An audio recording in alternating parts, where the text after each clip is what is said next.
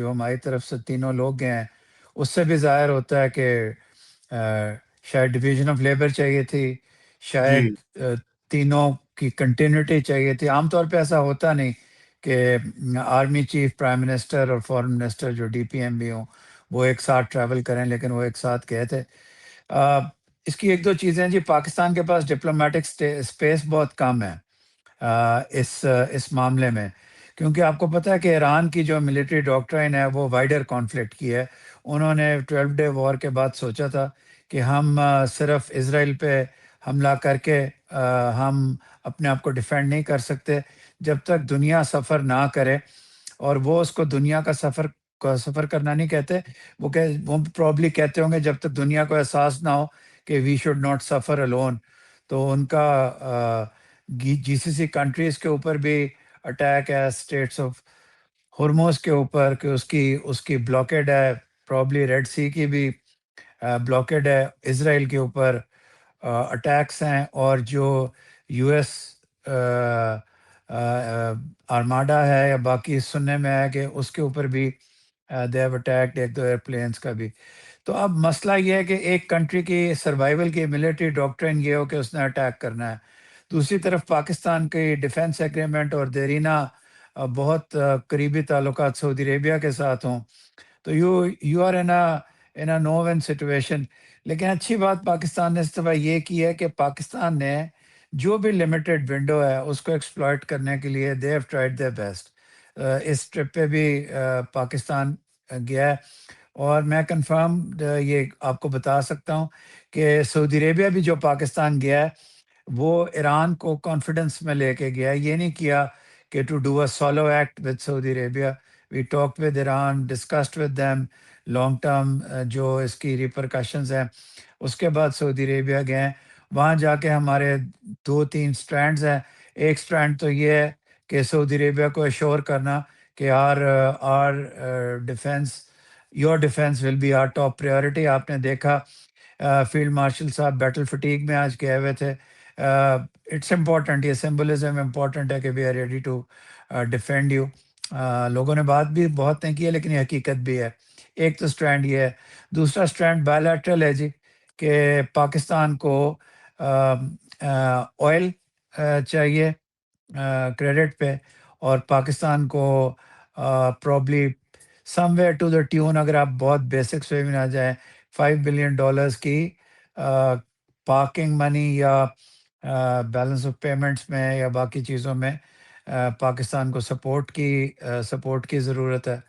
اور تیسرا یہ وچ اگین بہت میں کافی حد تک کلیئر ہوں کہ سعودی عربیہ سے مزید ڈیفنس فورسز سعودی عربیہ میں اسٹیشن کرنے کی بھی بات ہوئی ہے. تو وہ پروبیبلی وہ بھی it will also go forward. اور تو یہ 3 چیزیں جی بیسیکلی ڈسکس ہوئی. میں نے آپ سے جس طرح عرض کیا اسپیس بہت کم ہے لیکن کوشش بہت اچھی. جی اسپیس واقعی کم ہے. نہیں بہت، یہ تو اہم معلومات ہیں ٹروپس کی اسٹیشننگ کی بھی. مگر امبیسڈر صاحب آپ کیا سمجھتے ہیں کہ پاکستان جو ہے وہ اس کے لیے یہ مسئلہ، اگر ایران اور سعودی عربیہ کی کانفرنٹیشن ڈائریکٹ ہو جاتی ہے تو پاکستان کے لیے اندرونی مسائل جو ہے وہ بہت بڑھ جائیں گے، کیونکہ جو ہماری سیکٹیرین کمپوزیشن ہے، تقریباً 1/4 یا 1/5 آبادی جو ہے وہ کہا جاتا ہے کہ اہل تشیع ہے، تو وہ ان کی ظاہری بات ہے ہمدردیاں ایران کے ساتھ ہے، جو بھی وجوہات ہے، تاریخی روحانی وجوہات ہے. مگر اور پھر یہاں پر جو ہم نے مظاہرے دیکھے اسکردو میں، کراچی میں، اسلام آباد میں، ان کو سپریس کیا گیا، ہلاکتیں بھی ہوئیں، تو یہ تو بڑا ایک ٹف امتحان بن جائے گا پاکستان کے لیے، مطلب کسی بھی صورت میں اس کانفرنٹیشن کے بیچ کودنا. جی بالکل، یہ بہت بڑا امتحان ہے.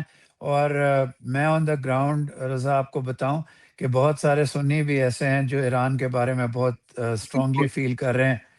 اور it's not sectarian but there is اینگوش. پاکستان کے لوگوں میں شدید پریشانی ہے کہ ایک مسلم ریاست کی اینٹ سے اینٹ بجائی جائے گی، لیبیا کی طرح، سیریا کی طرح، لیبنان کی طرح.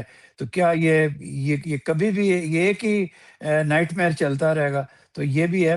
اور یہاں کے بھی حالات ہیں، لیکن شاید پاکستان پوری کوشش کر رہا ہے اور لگتا ہے کہ کسی حد تک کامیاب ہے، کیونکہ سعودی عربیہ پہ ریسنٹلی زیادہ اٹیکس نہیں ہوئے، جو ایک دو آئل ٹرمینلز پہ بھی ان کے اٹیک ہوئے ہیں، وہ بھی ایرانینز کہہ رہے ہیں کہ وہ کسی اور نے کیے ہیں، اور we have no reasons to doubt the Iranians, وہ ہر ایک کو ڈینائی نہیں کرتے، لیکن سعودی عربیہ کے کیس میں وہ ڈینائی کرتے ہیں۔ پھر آپ کو میں یہ بھی بتاتا چلوں، اگرچہ ابھی آپ نے ڈائریکٹلی نہیں پوچھا، کہ ایران کے ساتھ بھی ایک اچھے تعلقات ہونے کی وجہ سے پاکستان کو آ، فائدہ، ایک تو مورلی ہم درست ہونا چاہیے، ہمیں درست ہونا چاہیے، دوسرا فائدہ بھی ہے۔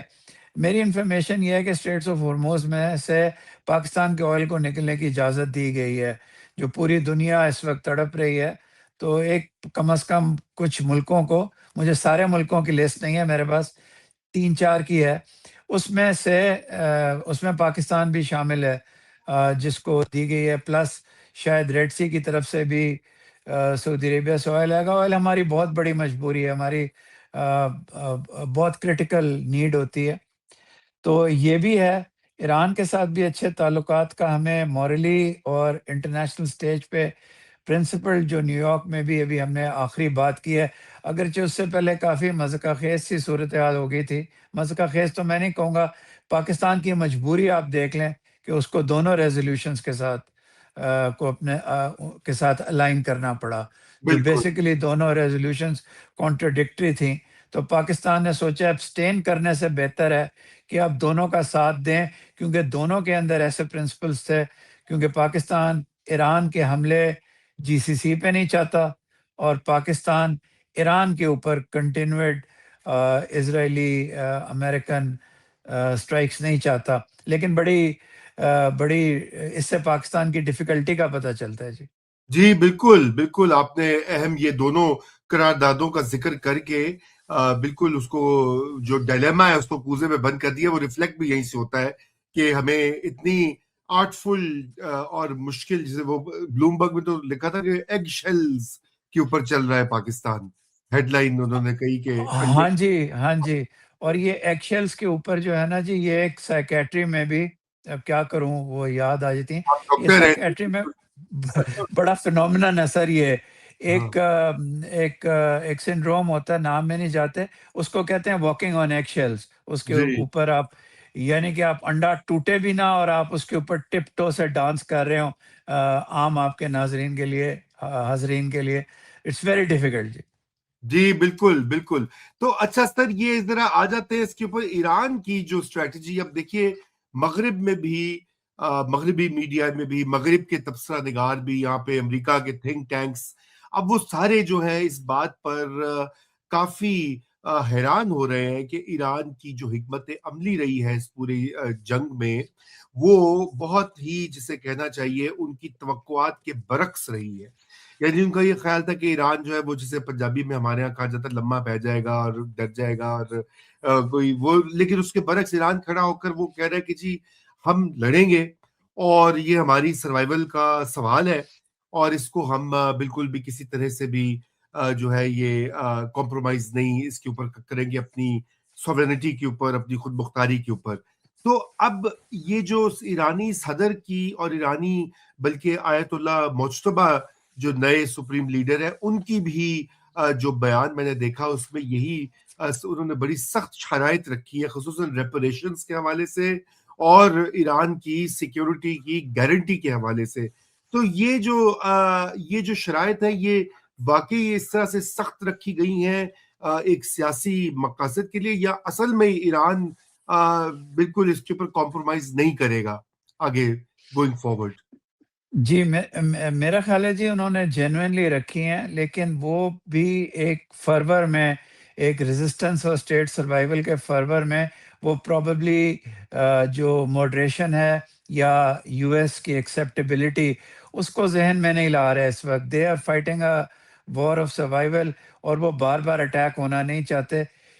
یہ ایونچولی میکسیملسٹ پوزیشن بن جائے گی، کیونکہ دیکھیے ریپریشنز کس نے دینے ہیں؟ ریپریشنز تو امریکہ شاید کبھی نہ دے، لیکن وہ ان کی ایک اب کنسسٹنٹ کنسسٹنٹ ڈیمانڈ ہے ریپریشنس کی کہ وہ ہوں. پھر گارنٹی اسرائیل کی گارنٹی کون دے گا جی دنیا میں کہ وہ اٹیک نہیں کرے گا؟